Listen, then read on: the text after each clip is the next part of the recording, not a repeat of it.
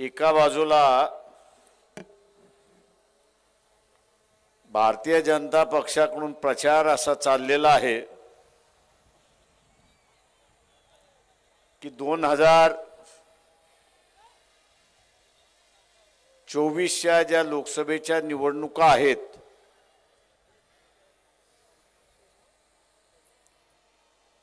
या निवडणुकांमध्ये आम्ही असणारा 318 324 लोकसभेच्या जागा आम्ही जिंकणार म्हणून त्या ठिकाणी घोषणा केली जाते। तो त्यांचा अजेंडा आहे। आपल्याला असणारा महाराष्ट्राचा अजेंडा बघायचा आहे आणि तो म्हणजे महाराष्ट्रातल्या 48 लोकसभा जागेपैकी किमान 30 लोकसभेच्या जागा या भारतीय जनता पक्षाच्या पदरात पडणार नाही याची दक्षता आपल्याला त्या ठिकाणी घ्यायची आहे। किमान 30।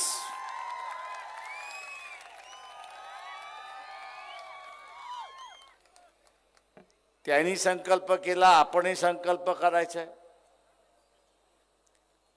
पण नुसता संकल्प करून चालत नाही।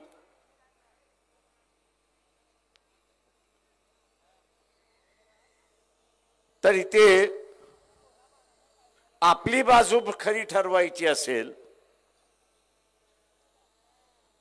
आपली बाजू जर आपल्याला खरी ठरवायची असेल तर आपण मतदारापर्यंत पोचलं पाहिजे हे लक्षात घ्या।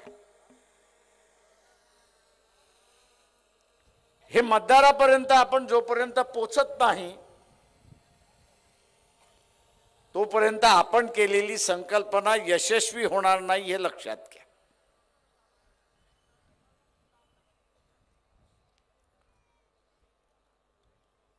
आता ही संकल्पना यशस्वी करायची असेल तर या सरकारच्या विरोधातला मतदार कोण आणि आपल्या बाजूने मतदान कोण करू शकतो याचं पहिल्यांदा आपल्याला आकलन करावं लागणार आहे। इथे सगळ्यात अस्वस्थ किंवा असुरक्षित हा जर कोण असेल तर कंत्राटदारीवरती, सरकारी कंत्राटदारीवरती लागलेला कर्मचारी हे आपण लक्षात घ्या।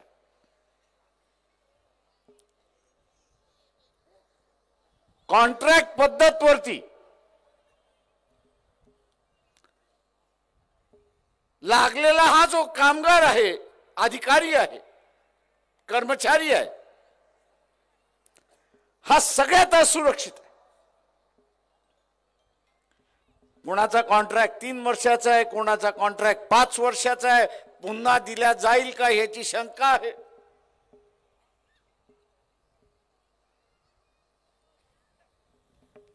एकदा तिशी ओलांडली की शासन म्हणते आम्ही तुम्हाला घेऊ शकत नाही।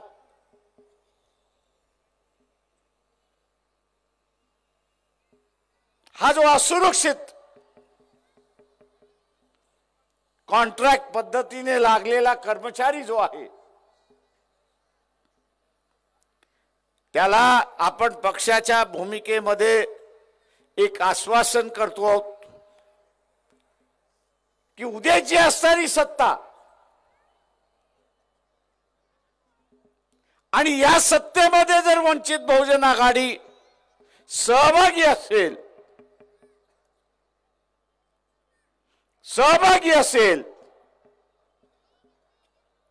तर त्याला परमनंट केल्या जाईल हे आश्वासन आपण त्या ठिकाणी देतो।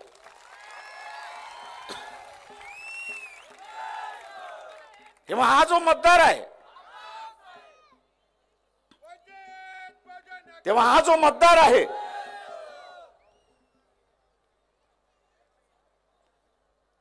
हा जो कर्मचारी आहे याच्यापर्यंत आपण पहिल्यांदा पोचलं पाहिजे आणि त्याला पक्षाची भूमिका आपण समजावून सांगितली. त्याला एकदा पक्षाची भूमिकाला समजली की तू अजून 10-12 जणांना समजवायला सुरुवात करतो हे लक्षात घ्या. कारण का त्याला टेम्पररी आणि असुरक्षित वातावरणातून त्याला सुरक्षित आणि परमनंट व्हायचं हे आपण लक्षात घ्या. मी हा जो कॉन्ट्रॅक्ट वरती लागलेला कामगार जो आहे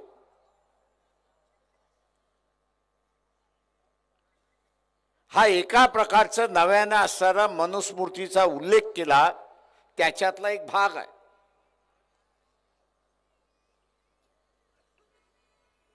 त्याच्यातला असणारा एक भाग आहे. तुम्ही शिकलात बरोबर झालं. तुम्ही शिकलेला जरी असला तरी आम्ही सांगू ते काम केलं पाहिजे. एक मानसिकता तयार केल्या जाते, एक लक्षात घ्या. येणाऱ्या नव्या गुलामीची मानसिकता या ठिकाणी तयार केल्या जाते.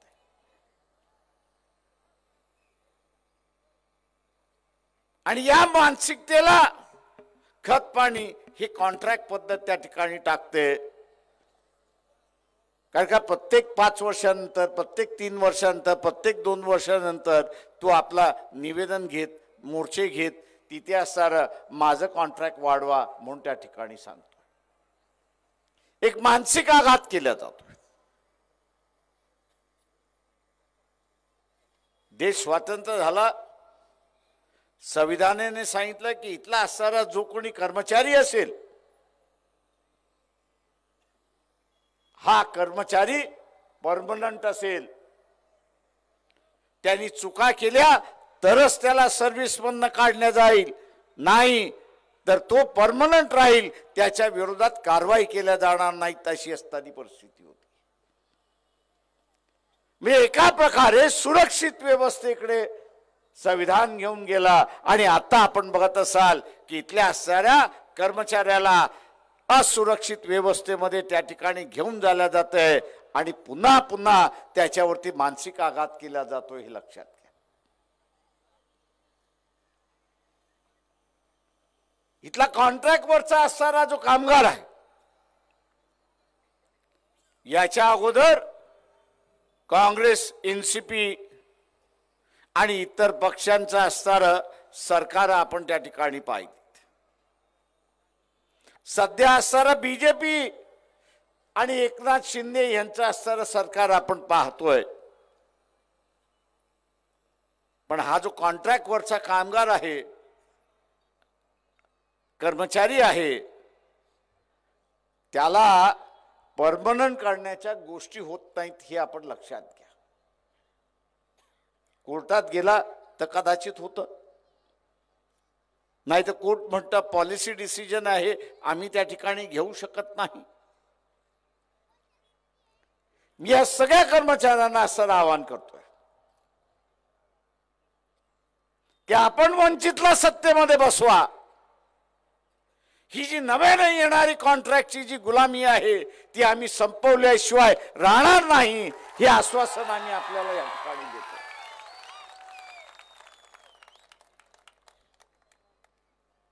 एक दुसरा वर्ग आहे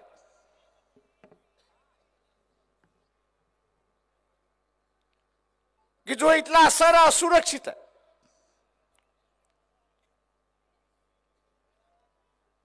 आणि तो म्हणजे दिल्लीमध्ये जो शेतकरी, दिल्लीमध्ये जो शेतकरी वर्षभर आंदोलन करत होता, त्या शेतकऱ्यांचे प्रश्न, त्या शेतकऱ्यांचे प्रश्न काय होते तर मोदी सरकारने काढलेले कायदे होते त्याच्या विरोधात लोक.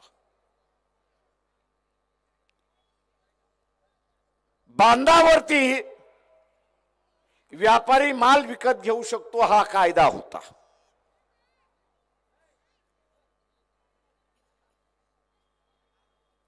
दुसरं होतं की बाजार समित्या ज्या आहेत त्या बरखास्त केल्या जातील आणि शेतकरी असं म्हणत होता की व्यापाऱ्याच्या विरोधात मला लढता येणार नाही, टिकता येणार नाही आणि म्हणून हे केलेले कायदे आपण परत करा। मित्रो,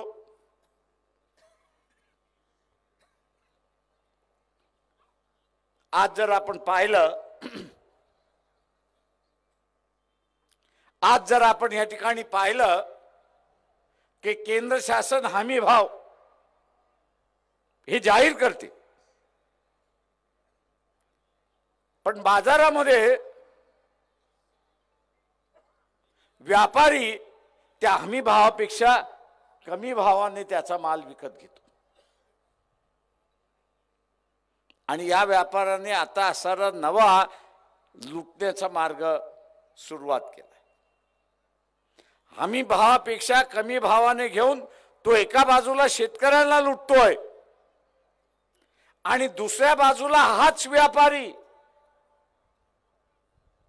जो शहरामधला ग्राहक आहे, खरेदी करणारा आहे, वर्ग आहे, त्याला तो लुटतोय। आपण एक लक्षात घ्या। भारतीय जनता पक्षातले असणारे आमदार खासदार यांना असणारं आवाहन करतो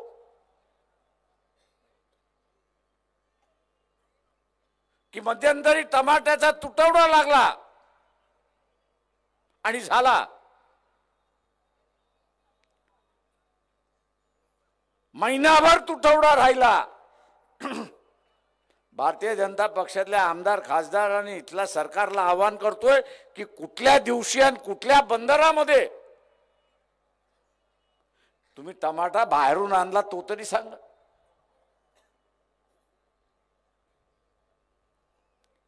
तुम्ही टमाटा बाहेरून आला तो तरी सांगा। कुठली बोट आली नाही आणि कुठला बाहेरून टमाटा आला नाही। हे व्यापाराचं सरकार आहे,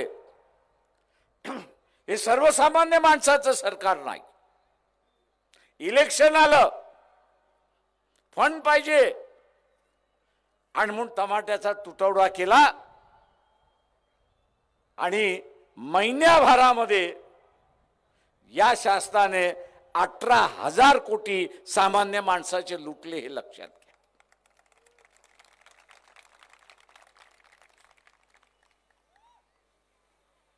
प्रत्येक माणसाने हिशेब करा की त्या महिन्याभराच्या कालावधीमध्ये मी किती टमाटा विकत घेतला आणि किती अधिक पैसे दिले हे बघा। तुमचा हिशेब तुम्हीच करा आणि जर तुम्हाला असं दिसलं की मी असणारे 100 रुपये जास्ती खरेदी केले, जास्ती रुपये देऊन खरेदी केलेत, तर तुमच्या शेजाऱ्यांनी तेच केलं, तुमच्या वस्तीतल्या लोकांनी तेच केलं, तुमच्या शहरातल्या लोकांनी तेच केलं, तालुक्यामधल्या लोकांनी तेच केलं, जिल्ह्याच्या लोकांनी तेच केलं, राज्याच्या लोकांनी केलं आणि देशभरातल्या सगळ्या माणसांनी केलं। प्रत्येकाचे 100 रुपये जमा करा, टोटल किती होते? माझ्या खिशातून 100 गेले म्हणून मला झळ पोचली नाही, पण प्रत्येकाचे 100 रुपये आपण असणारे केले तर या व्यापाऱ्याने टमाटा शॉर्टेज करत, त्याचा तुटवडा करत 18,000 कोटीचा लूट केली आहे, हे आपण असणारं लक्षात घ्या। आणि शासन काय म्हणत होते? तुटवडा आहे तर आम्ही काय करणार? शासन आहेच त्याच्यात आधी की तुटवड्याच्या वेळेस लोकांच्या बाजूने उभं राहिलं पाहिजे, त्यांच्या लूट होणार नाही हे त्यांनी बघितलं पाहिजे। पण हे शासन सरळ सरळ लूट होऊ देत होती, अशी असणारी परिस्थिती आहे। तेव्हा ही लुटारूंचं सरकार आहे, ही नवे लूटची पद्धत आहे आणि या नव्या लूटच्या पद्धतीला आपल्याला सरळ थांबावं लागेल, हे लक्षात घ्या। आपल्या लक्षात येत नाही. आपल्याला वाटतं महागाई वाढली, आपल्याला वाटतं तुटवडा झाला.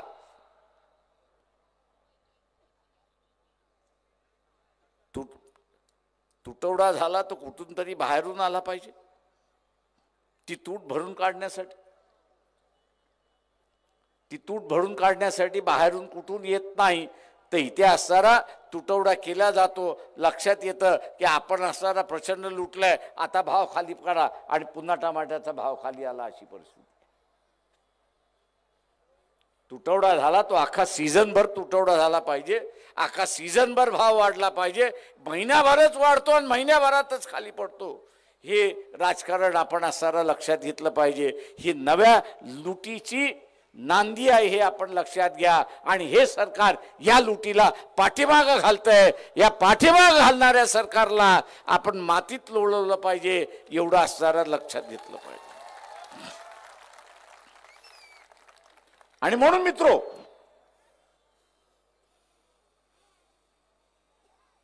हा जो ग्रामीण भागातला मतदार आहे, शेतीतला मतदार आहे, की ज्याचा हमी भावाने माल घेतला जात नाही, हा एक मोठा वर्ग आहे.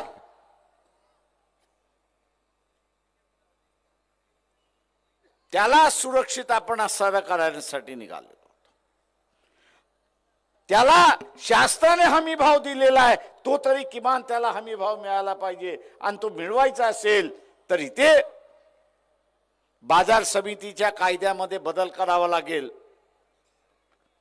आणि बदल काय करावा लागेल, त्या साऱ्या बाजार समितीचा सभापती आणि डायरेक्टर याला जबाबदार धरला लागेल की त्या साऱ्या शासनाने दिलेल्या हमी भावापेक्षा तू स्वस्त रीत्याने विकत घेतलास आणि ते होऊ दिलं, तर हे डायरेक्टर आणि सभापती जे आहेत हे स्वतःहून जबाबदार राहतील. आणि नुसती जबाबदारी नाही तर फसवणुकीमध्ये सहभागी झालेला आहात म्हणून तुमच्यावरती फौजदारी गुन्हा सुद्धा दाखल केला जाईल. फौजदारीचं नाव घेतलं की सगळेजण घाबरतात. आणि म्हणून हा फौजदारीचा गुन्हा दाखल करण्याचा कायद्यामधला बदल झाला, तर हमी भावाच्या दरामध्ये तिथल्या असणारा शेतीमध्ये पिकलेलं जे आहे ते विकत घ्यावं लागेल. आणि शेतकऱ्याला आपण असणारा थोडाफार दिलासा त्या ठिकाणी देऊ शकतो. हा एक नवा वर्ग निर्माण झाला, हे आपण लक्षात घ्या.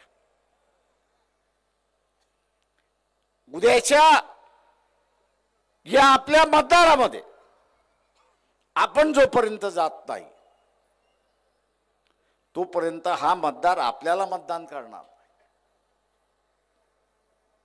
नुसतं इथे कळून चालणार नाही की असणारं हे शासन संविधान बदलणार. RSS BJPचं असणारं सरकार शासन बदलणार ही घोषणा माझ्यासारख्याला नवीन नाही किंवा आश्चर्यजनक नाही. ज्या सरदार पटेल यांना लोह पुरुष मानला जातो, त्याच सरदार पटेलाने जबरदस्तीने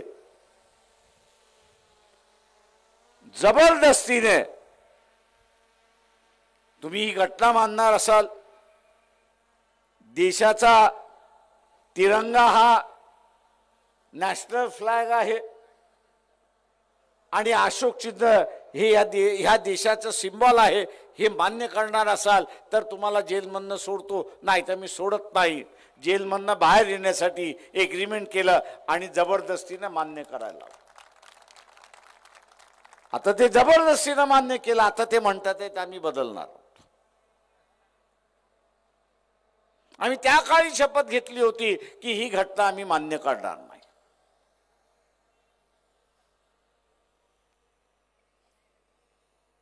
कारण बरोबर आहे, कारण का ही घटना वैदिक धर्मावरती आधारित नाही, तर ही घटना पूर्णपणे संतांच्या विचारसरणीवरती मानणारी घटना ही आपण असणारं लक्षात घ्या. हा जुना वाद चाललेला आहे. आणि म्हणून उद्याचा असणारा संविधानिक व्यवस्था टिकली पाहिजे. उद्या ही संविधानिक व्यवस्था टिकली पाहिजे. तर या संविधानाच्या बाजूचा असणारा जो आहे तो आपला मतदार आहे आणि त्याच्यापर्यंत आपण असणारा पोचलं पाहिजे. राजेशाहीच्या व्यवस्थेमध्ये आलुतेदार असेल, बलुतेदार असेल, इथला ओबीसी असेल, याला चोपदार आणि भालेदार सुद्धा होता येत नव्हता अशी असणारी परिस्थिती. त्याला चोपदारही होता येत नव्हता आणि भालेदारही होता येत नव्हतं. अपवाद फक्त शिवाजी महाराजांचा होता.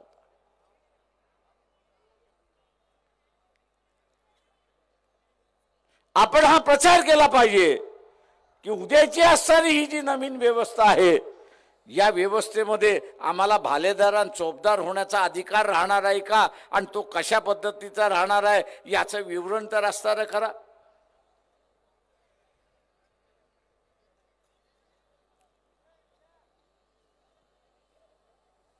आपण जोपर्यंत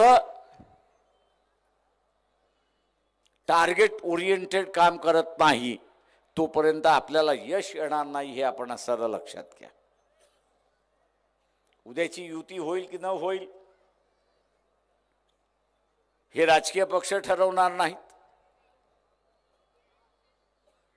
ते इथला असणारा रिंग मास्टर नरेंद्र मोदी जो आहे तोच ठरवेल. आता बसल्या बसल्या मी असणार एक बातमी दाखवत होतो की 21 तारखेला केजरीवालला ईडीने समन्स केलेलं आहे, बोलवलेलं आहे.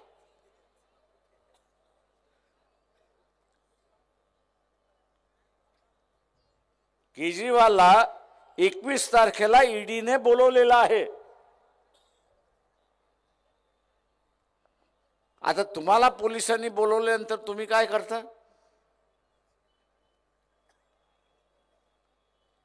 तुम्हाला पोलिसांनी बोलवल्यानंतर तुम्ही काय करता? पोलिसाला म्हणता ना बाबा मला सोडून दे, बघ जरा. आता तो उद्या केजरीवाल सुद्धा तेच करेल का? तो तुमच्यासारखाच माणूस आहे. तुम्हाला सुद्धा जेलमध्ये जायचं नसतं म्हणून पोलिसाच्या हातापाया पडतं, जाऊ द्या बाबा काहीतरी करण, मला सोडून दे, पुन्हा करणार नाही. ज्या का अना भाका घ्यायच्या त्या अना भाका पोलिसासमोर घेतात. आता तोही माणूस आहे, तोही तेच करेल. उद्या त्याला सांगितलंय की तू असं कोणाबरोबर जायचं नाही, तो काय म्हणा ठीक आहे मान्य करतो, जात नाही कोणाबरोबर.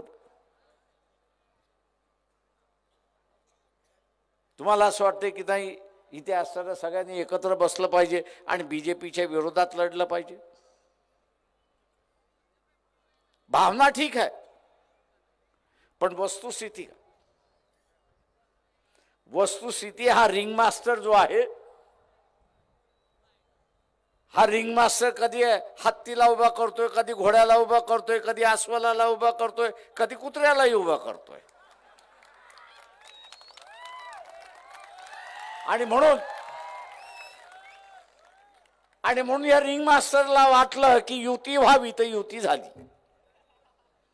या रिंग मास्टरला वाटलं की युती नाही झाली पाहिजे तर युती होणार नाही. ही असणारी राजकीय परिस्थिती इथल्या रिंग मास्टरने आणून ठेवलेली आहे. आणि म्हणून आपल्याला सुद्धा मी आज दुपारच्या असणाऱ्या पत्रकार परिषदेमध्ये RSSचे प्रमुख मोहन भागवत जे आहेत त्यांना एक प्रश्न विचारला होता. उत्तर देतील की नाही याची मला कल्पना नाही, त्यांना उत्तर देण्याची सवय नाहीये. हो मी अधिकृत सांगतोय, एक शिष्टमंडळ त्यांना असणारं निवेदन द्यायला गेलं. ते जिथे जाणार होते तिथे असणारा सगळ्यांना भेटलं आणि सांगितलं की आम्हाला आमचं निवेदन द्यायचं आहे. त्यांनी पोलिसांना सांगितलं की आम्हाला निवेदन द्यायचं आहे का त्यांना ब्लॅक कॅट सिक्युरिटी आहे. निरोप असा आला की RSSने आतापर्यंत कधीही निवेदन कोणाचं स्वीकारलेलं नाही. ते म्हटले अपवाद करा, आमचं स्वीकारा. ते म्हटलं आमची संस्कृती नाही की इथे निवेदन स्वीकारले. तेव्हा मी मोहन भागवतांना विचारतोय की तुमची आणि नरेंद्र मोदी वर्षभरात भेट झाली का याचा खुलासा करा. का दोन हिटलर आहेत. एक संघटनेतला हिटलर आहे आणि दुसरा लोकशाहीतला हिटलर आहे. तेव्हा आम्हाला ह्या दोन हिटलरांची भेट झाली आहे का ह्याची माहिती पाहिजे.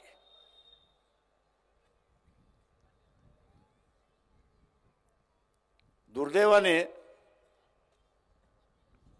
माझ्या टीकेनंतर आता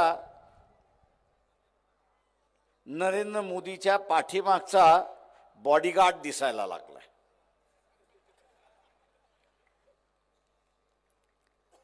का मीच म्हणत होतो की नरेंद्र मोदी हा एकटाच दिसतो, दुसरा कोणी दिसत नाही लाल किल्ल्यावरनं.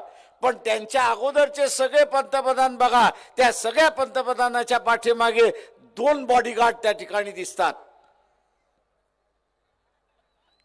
मोदी त्या बॉडीगार्डला सुद्धा घाबरत होता. आणि तो घाबरत याच्यासाठी होता की उद्या त्या बॉडीगार्डचा चेहरा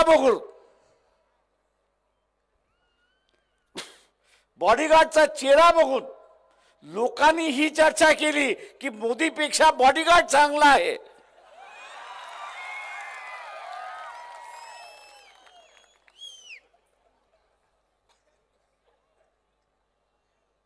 मोदीपेक्षा बॉडीगार्ड चांगला आहे ही चर्चा होईल म्हणून तो बॉडीगार्डलाच दाखवत नव्हता. अशी परिस्थिती आहे.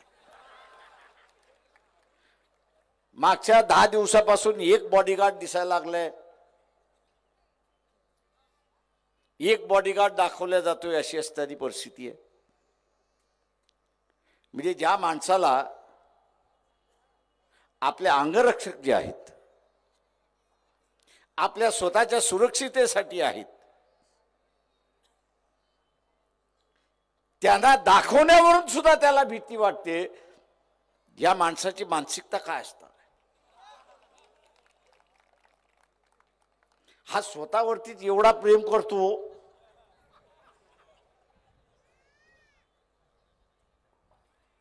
आणि उद्या जर पंतप्रधान झाला नाही ना आपला चेहरा दिसला नाही तर हा वेड्याच्या हॉस्पिटलमध्ये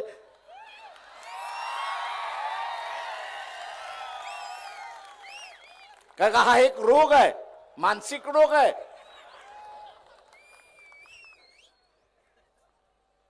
आणि म्हणून मित्रो,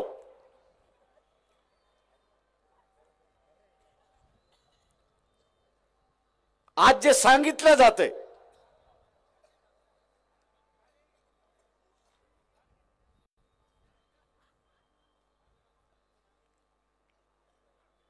की मोदींशिवाय पर्याय नाही,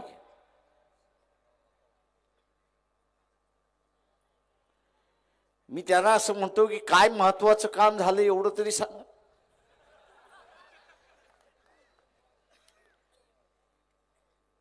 नाहीतर मध्यंतरी अमेरिकेचे राष्ट्रपती आले होते, जो बायडन. त्या दोघांची प्रेस कॉन्फरन्स चालली होती. तुम्ही सगळ्यांनी टीव्ही वरती पाहिलं असेल. मोदीच्या हातामध्ये ग्लास होता की नव्हता. त्या ग्लासचा असताना संकेत असतं. संकेत काय असतं की तुम्ही दारू पिणार असाल तर ह्या ग्लासमध्ये असतं, या हातामध्ये ग्लास असतो. आणि तुम्ही दारू पिणार नसाल तर तुमचा ग्लास या हातामध्ये असतो. मोदीने चुकून तो चुकून दारूचा ग्लास चुकीच्या हातामध्ये धरलं होतं आणि ती सगळी प्रेस कॉन्फरन्स जगामध्ये चालली होती म्हणून मोदीची बदनामी होईल की मोदी दारू पितात म्हणून बदनामी होईल या काळजीपोटी ते बायडननी सांगितलं की मोदीजी आपला ग्लास जो आहे तो चुकीच्या हातामधला आहे तो बदला. आता ते संभाषण इंग्रजीमध्ये होतं.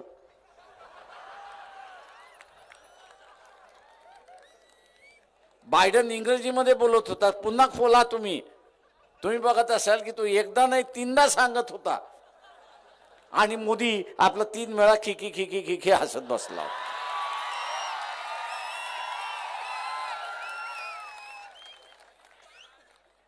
मी माझ्या मनातलं नाही सांगत आहे. तुम्ही आजही गेला तर तुम्हाला असणाऱ्या युट्यूब वरती तो सीन दिसेल.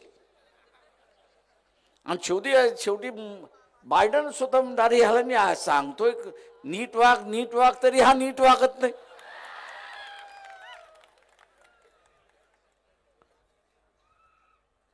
आता असा तीर मारणारा इथल्या असणाऱ्या बीजेपीच्या कार्यकर्त्याला पंतप्रधान पाहिजे असेल तर माझ्या अंदाजाने देशाचं लखलाभ झाला असंच मी त्या ठिकाणी मानणार आहे. आणि म्हणून मित्रो,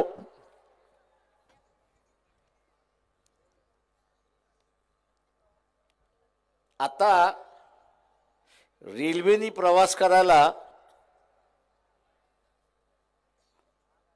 10-15 दिवस अगोदर तिकीट काढावं लागतं. तेही कन्फर्म होईल की नाही हेही माहिती नाही. पुन्हा कधीतरी त्याचा असणारा समाचार घेईल की देशाला असणारा फार चांगल्या रीतीने चालवलेला आहे, गाड्या नव्या आलेल्या आहेत, अमुक नव्या आलेल्या आहेत, पण असणाऱ्या लोकांच्या सोयीच्या गाड्या या बंद झाल्या अशी असणारी परिस्थिती आहे.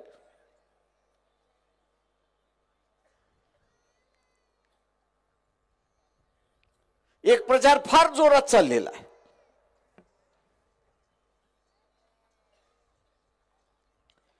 आणि तो म्हणजे की ह्या देशाला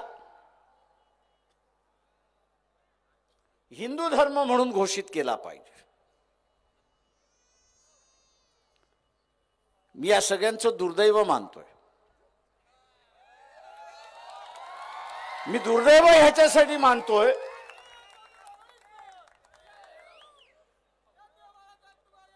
याचं कारण असं आहे की ह्या देशाची भौगोलिक रचना कशी असली पाहिजे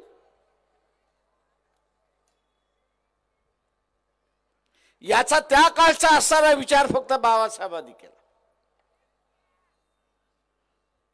ज्यांनी कोणी असणारं थॉट्स ऑन पाकिस्तान हे पुस्तक जर वाचलं असेल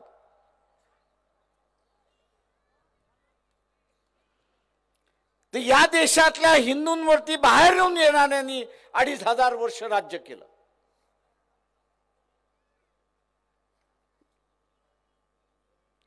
मोगलांनी केलं, ख्रिश्चनांनी केलं, फारसीनी केलं.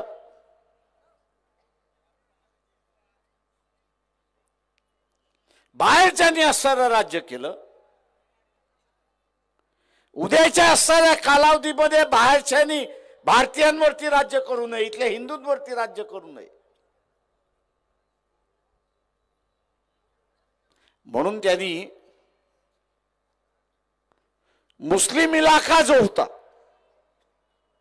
याचं एक वेगळं राज्य होतं आणि 2 नेशन थिअरी त्यांनी त्या ठिकाणी मांडली.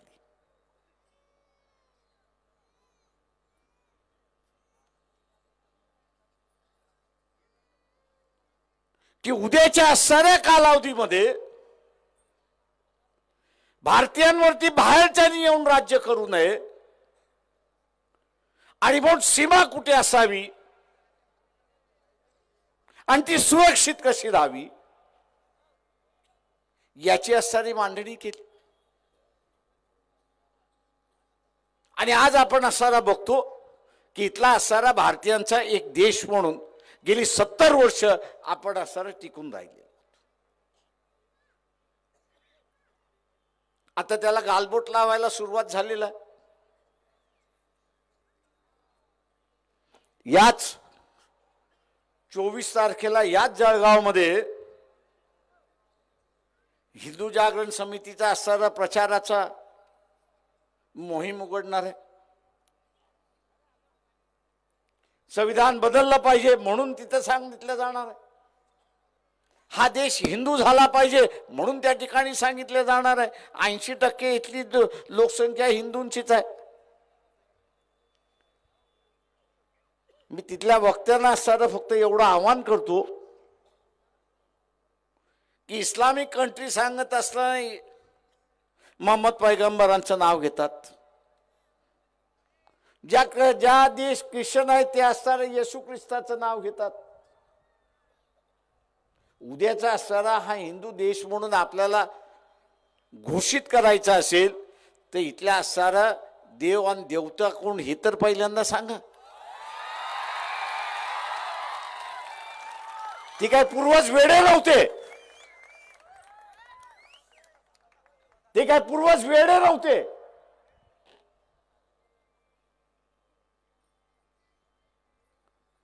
की त्यांनी या देशामध्ये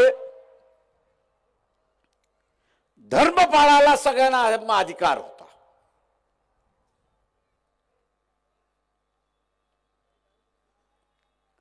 धर्म पाळायला सगळ्यांना अधिकार दिला. मी मगाशी ज्याचा उल्लेख केला, संतांची विचारसरणी ही समतावादी विचारसरणी आणि वैदिक धर्माची विचारसरणी ही असणारी विषमतावादी विचारसरणी आहे. हळूहळू दोघेही बदलतील आणि एका नव्या दिशेने सुरुवात होतील ही अपेक्षा त्या पिढीची होती.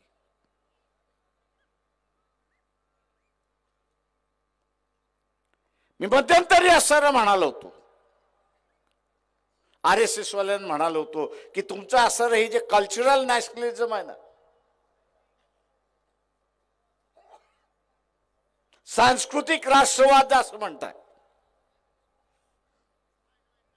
या स्टेजवरती आणि आम्ही वाद घालतो आणि लोकांना निर्णय करू द्या त्याला सांस्कृतिक राष्ट्रवाद पाहिजे की भौगोलिक राष्ट्रवाद पाहिजे याचा निर्णय त्यांना असताना करू द्या. मित्रो,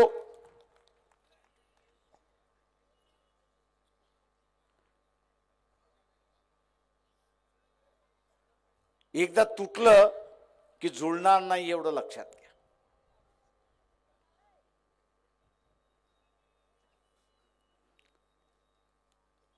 रामायण महाभारताची सिरीज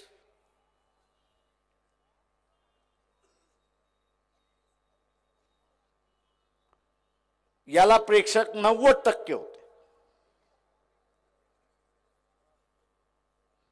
90% होते. पण त्या रामायणाच्या सिरीज मध्ये एक सुप्रीम कोर्टामध्ये पिटिशन घेतली, मी त्यांचा उल्लेख नाही करत आहे, आणि त्या पिटिशनचा गाभा काय होता की कुठल्या देवाने कोणासमोर झुकलं आणि कुठल्या देवाने कुठल्या समोर झुकल्यामुळे माझ्या भावना दुखल्या आणि म्हणून हा सीन काढून टाका म्हणून ते पिटिशन होतं.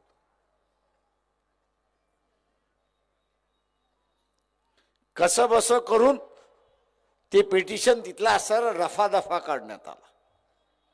पण गाभा आपण लक्षात घ्या,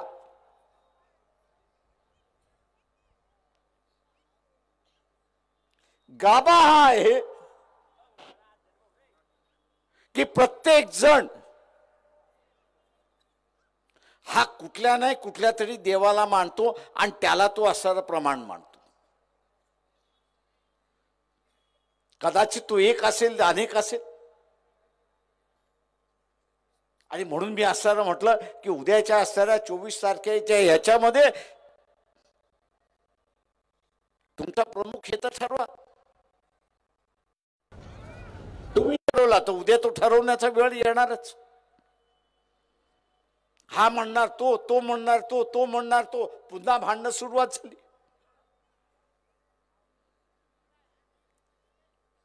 गुलामीची या देशातली जी कारणं आहेत ती ही विभक्तपणाची असणारी कारणं आहेत.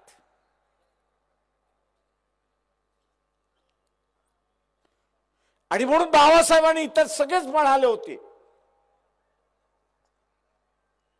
की ज्या भावनेतून इथली माणसं विभक्त होऊ शकतात त्यांना कृपा करून राजकारणाचा अड्डा बनवू नका.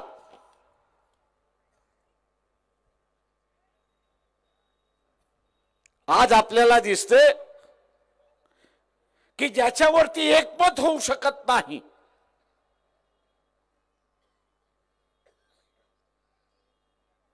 ज्याच्यावरती एकमत होऊ शकत नाही अशा असणाऱ्या विषयाला टेबलावरती आणलेला आहे.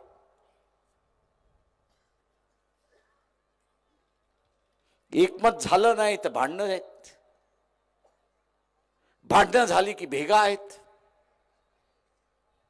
भेगा झालं की वेगळं होणार.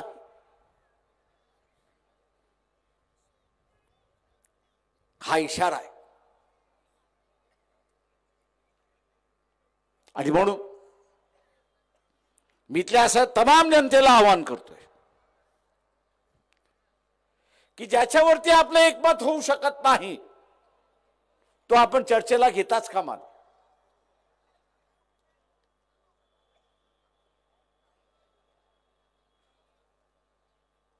तो आपण चर्चेला घेताच कामा नये. आणि ह्या देशामध्ये माणसांमधला भेदभाव आपल्याला वेगळा करता का.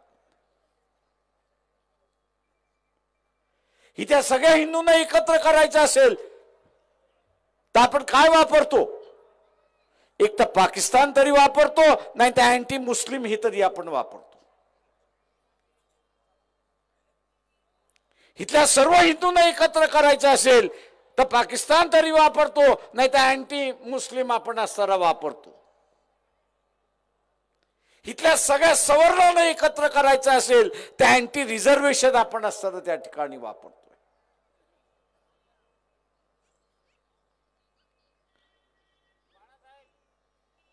प्रश्न असताना त्याच्यामधला एक आहे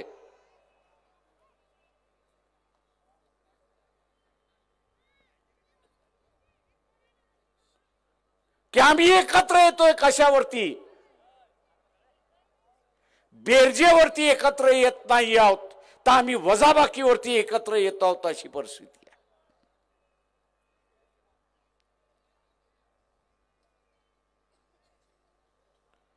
जिथे बेरजेवरती एकत्र येतो तिथं नवीन घडवता येतं, पण जिथे वजाबाकी आहे तिथे फूट अशी असणारी परिस्थिती आहे.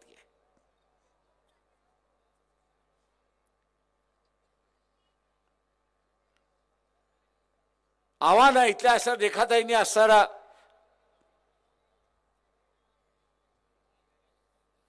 नॉर्थ ईस्ट मधल्या कुकी आणि मैथी या दोन ट्राइब्स मधल्या असणारे भांडणाचा उल्लेख केला.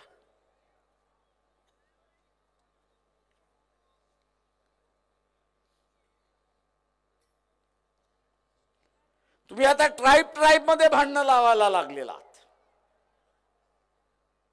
दुर्दैवाने इथला असणारा खडसेने सुद्धा त्याच्यामध्ये असणारा हात घातला अशी असणारी परिस्थिती आहे. आदिवासींना धर्म नाही, तो हिंदू आदिवासी असेल किंवा मुस्लिम आदिवासी असेल किंवा ख्रिश्चन आदिवासी असेल, त्याला आरक्षण तो आदिवासी आहे म्हणून त्या ठिकाणी मिळतोय.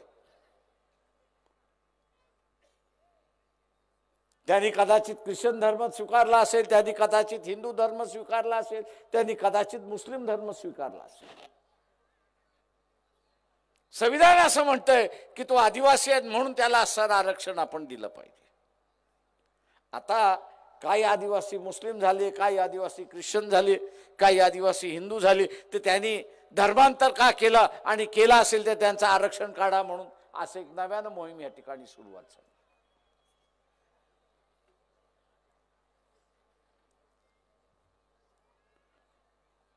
मिटवण्याच्या ऐवजी विभक्तपणा कसा वाढेल असंच बघितलं जाते. नाताभाऊ तुम्हाला राज्यकर्ता होतात,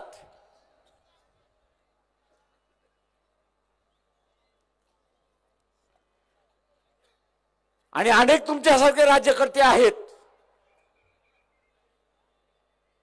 पण या देशातले किती विद्यार्थी परदेशी शिकायला जातात एवढं सांगा.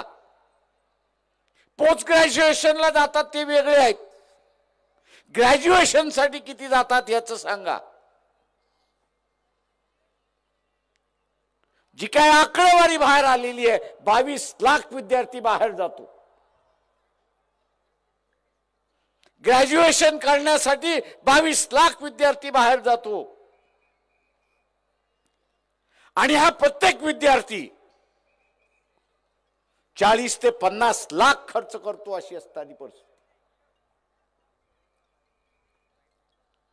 तुम्ही राज्यकर्ते होतात, शाळा खोलल्या असत्या, कॉलेजेस खोलल्या असत्या, मेडिकलच्या, इंजिनिअरिंगच्या, आर्किटेक्टच्या, वेगवेगळ्या ह्याच्या, आयटीच्या असणाऱ्या खोलल्या असत्या, ते 22 लाख विद्यार्थी बाहेर गेले नसते.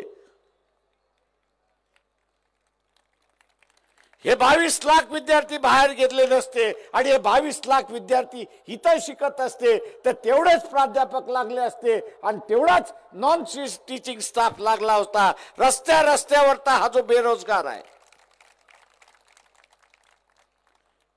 आज रस्त्यावरचा असणारा बेरोजगार आहे, कदाचित अर्धा बेरोजगार हा या शाळेमध्ये लागला असता अशी परिस्थिती आहे.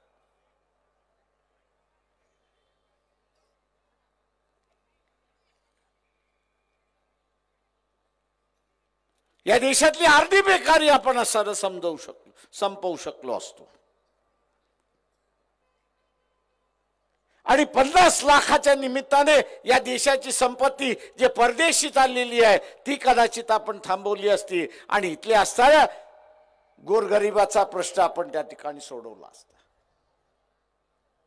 मित्रो,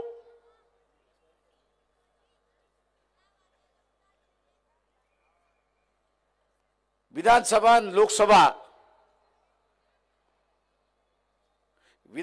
आणि लोकसभा या माणसांच्या पोटाचा प्रश्न आणि सुरक्षिततेचा प्रश्न त्या ठिकाणी सोडवतात.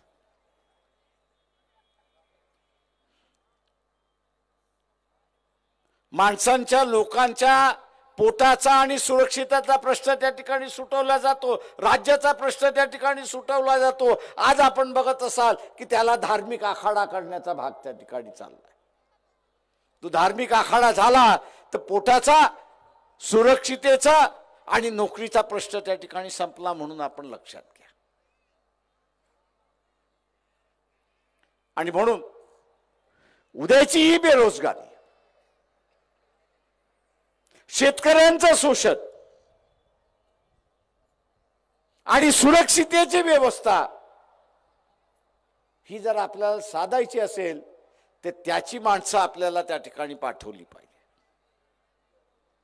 आज पाकिस्तान कंगाल आहे.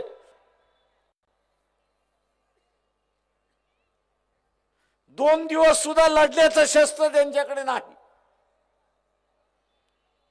पण आजही आपण बघत असाल सीमेवरती दर तिसऱ्या दिवशी 2 जवान मरतात आहेत अशी परिस्थिती आहे. अरे तुम्हाला असणारा 56 इंचाची छाती आहे, या 56 इंचाच्या छातीमध्ये एक पुलवामा आणि त्याच्यानंतर उरी, अरे पुन्हा घुसा आणि मोकळं व्हा ना एकदाच. पण गांडीत दम पाहिजे.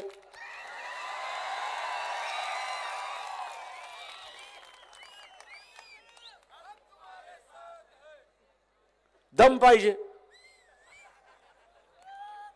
गाठ्या खाऊन चालत नाही. म्हणजे कंगाल पाकिस्तान आहे आज. जगासमोर त्यांनी असणारे घुटणे टेकलेले आहेत. ज्या पाकिस्तानने जगासमोर घुटणे टेकलेले आहेत त्याला तुम्हाला टेकवता येत नाही. कसलं राज्य करताय?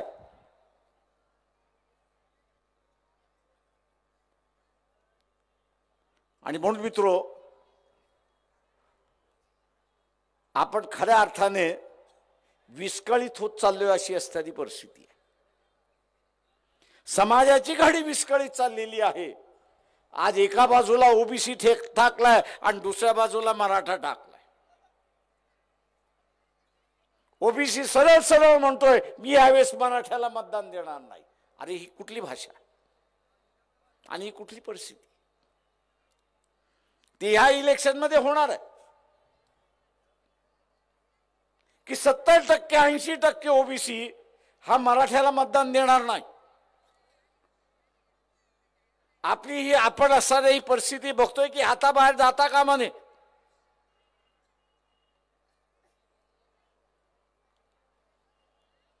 आणि म्हणून आपण म्हटलं की बा सत्ता आली तर आम्ही मराठा समाजाचं आरक्षण कसं द्यायचं त्याचा आराखडा आम्ही त्या ठिकाणी मांडू.